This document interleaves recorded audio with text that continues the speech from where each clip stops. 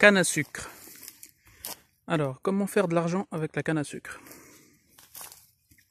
Alors là, si tu vois bien, j'ai un grand plan qui doit avoir 3-4 ans. Donc si tu regardes bien,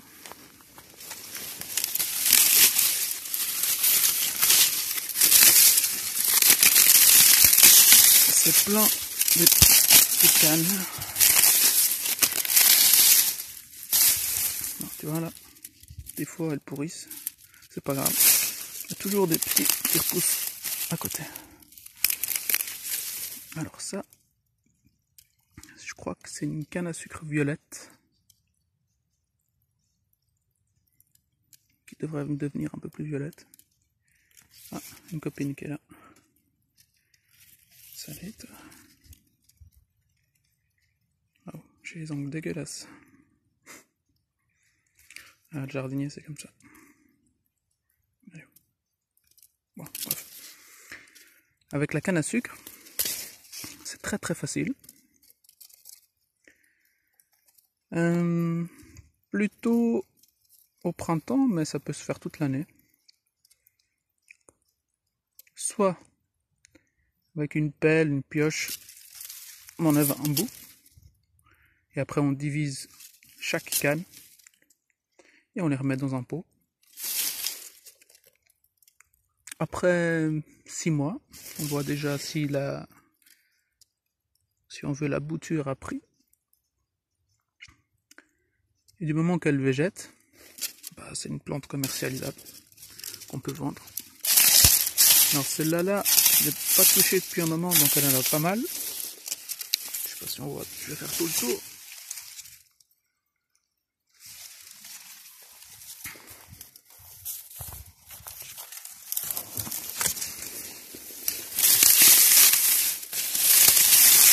Juste en automne, enlever ce qui est sec. On va faire plus de place pour la lumière pour qu'elle puisse rentrer. Donc, plus on enlève tout ce qui est sec et plus elle devient visible et plus jolie.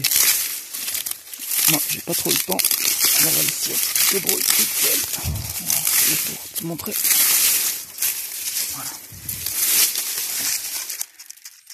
Voilà, là, si je voudrais déterrer partiellement, j'arriverai facilement à faire une dizaine de plants déjà grands avec des cannes de plus d'1,50 m. Et ça part facilement entre 20 et 50 euros, suivant la taille de la plante, si elle est jolie, pas jolie.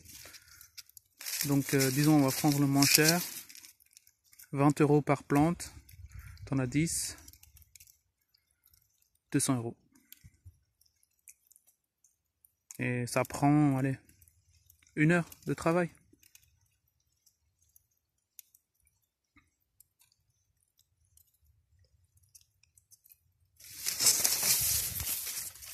Il y a des cannes à sucre comme ça, j'en ai planté 5-6 variétés différentes. Bon, celle-là c'est la plus grande, mais sinon j'en ai là. Canne à sucre de Cuba. J'en ai une autre ici, une autre canne à sucre blanche.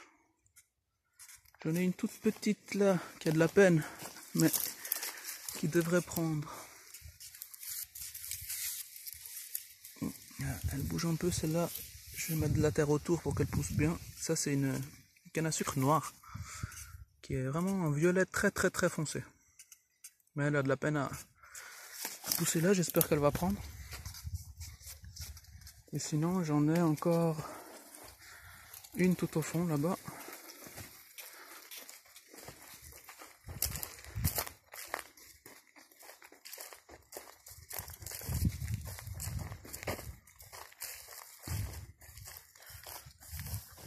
Voilà.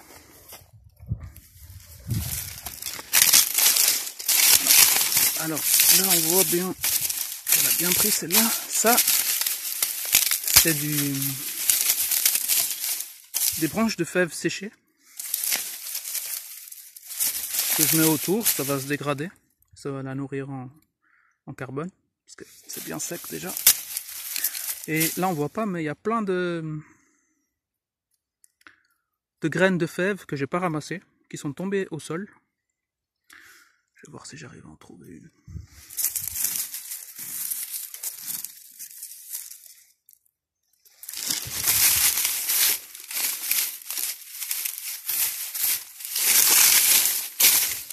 Non, bref.